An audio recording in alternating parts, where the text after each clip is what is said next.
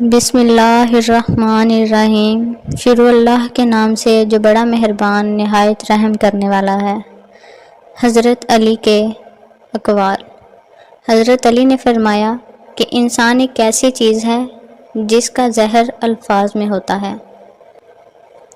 وہ جگہ چھوڑ دو جہاں تمہارے الفاظ اور احساس کی قدر نہ ہو، پھر چاہے وہ کسی کا گھر ہو یا کسی کا دل۔ مشکل وقت میں دعا مانگا کرو، کیونکہ جہاں پر انسان کا حوصلہ ختم ہوتا ہے وہاں سے اللہ تعالیٰ کی رحمت شروع ہوتی ہے۔ جب اللہ کے لیے اپنی پسند کو چھوڑ کر اس کی رحمت کو تسلیم کیا جاتا ہے تو پھر وہ اپنے کرم سے جھولیاں بھر دیتا ہے۔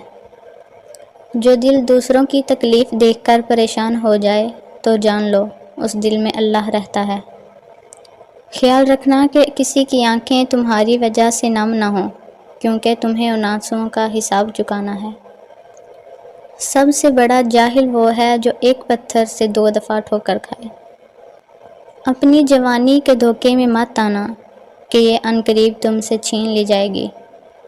اپنی دعاؤں پر یقین رکھو، کیونکہ اللہ تعالیٰ اتنا نوازیں گے کہ تمہیں لگے گا ہی نہیں کہ کچھ کھویا تھا۔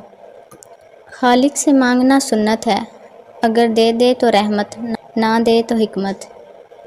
مخلوق سے مانگنا ذلت ہے، اگر دے دے تو احسان، نہ دے تو شرمندگی۔ دنیا تمہیں اس وقت تک نہیں ہرا سکتی جب تک تم خود سے نہ ہار جاؤ۔ جو آدمی دوسرے لوگوں کے عیب کی تلاش میں رہتا ہے، اللہ تعالیٰ اس کے عیب ظاہر کر دیتا ہے۔